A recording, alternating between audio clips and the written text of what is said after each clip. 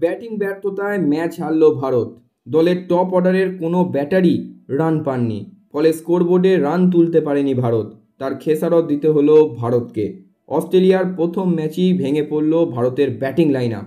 224 দিন পর দেশের জার্সিতে ফিরে রান পেলেন না বিরাট কোহলি ও রোহিত শর্মা, রান পেলেন না শুভমান গিল নিজেও। 4 বার বৃষ্টিতে থামলো খেলা, ফলে 50 ওভারের খেলা কমে দাঁড়ালো 26 ওভারে।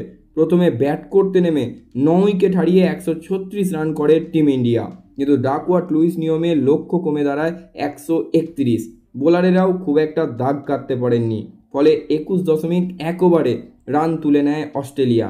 7 উইকেটে জিতে সিরিজে এগিয়ে যায় মিচেল মার্শেরা। টপ অর্ডারের ব্যর্থতাকে দুষলেন ক্যাপ্টেন শুভমান গিল। পাওয়ার প্লেতে পরপর উইকেট পড়ায় অসন্তুষ্ট নতুন অধিনায়ক হিসাবে প্রথম একদিনের ম্যাচই হারতে হলো শুভমান গিলকে। নিজে রান পাননি ব্যর্থতার সহ অধিনায়ক শ্রেয়স আয়ারও। দলের 2 অভিজ্ঞ ব্যাটার রোহিত শর্মা এবং বিরাট কোহলির কাছ থেকে কোনো রকম সাহায্য পাননি তিনি। বৃষ্টি সমস্যায় ফেলেছে ভারতীয় ব্যাটারদের বারবার। তবু অস্ট্রেলিয়ার বিরুদ্ধে সিরিজের প্রথম ম্যাচে শুভমানের দলের পারফরমেন্স সন্তোষজনক নয়। ম্যাচের পর নতুন অধিনায়কও মেনে নিলেন ব্যর্থতা। শুভমান মেনে নিলেন শুরুতে পরপর উইকেট হারিয়ে বিপাকে পড়ে যান তারা। শুভমান কি কোথাও রোহিত শর্মা ও বিরাট কোহলিকে নিশানা করলেন? তিনি বলেছেন, পাওয়ার প্লেতে 3 উইকেট পড়ে গেলে পরিস্থিতি কঠিন হয়ে যায়, তখন ধরে খেলা ছাড়া উপায় থাকে না। গোটা টিমই তখন ব্যাকফুটে চলে যেতে থাকে। আমাদেরও সেটাই হয়েছে, ফলে যথেষ্ট রান তুলতে পারিনি আমরা। তবে এই ম্যাচ থেকে আমরা অনেক কিছু শিখেছি, কিছু ইতিবাচক দিকও রয়েছে। দেখুন, রবিবারের আন্তর্জাতিক ক্রিকেটে বিরাট কোহলির প্রত্যাবর্তনটা খুব একটা সুখের হয়নি। 8 বলে মাত্র 0 রান করে আউট হয়েছেন কিং কোহলি।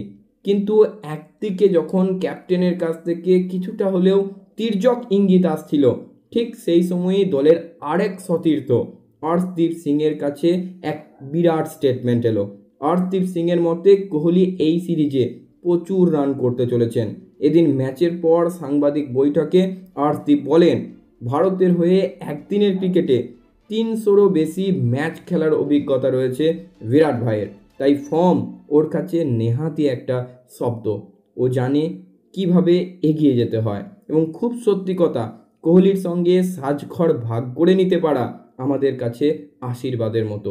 আশা করি এই সিরিজে ও প্রচুর রান করবে। অর্শদীপ সিংয়ের এই বক্তব্য নিমেষেই ভাইরাল হয়েছে নেট পাড়ায়। আজকের মতো ভিডিও এই পর্যন্তই। সকলে খুব ভালো থাকুন, সুস্থ থাকুন এবং ক্রিকেট সংক্রান্ত যাবতীয় আপডেটের জন্য আমাদের গরিবের ক্রিকেট জ্ঞান ইউটিউব চ্যানেলটিকে সাবস্ক্রাইব করে সব সময় আমাদের পাশে থাকুন।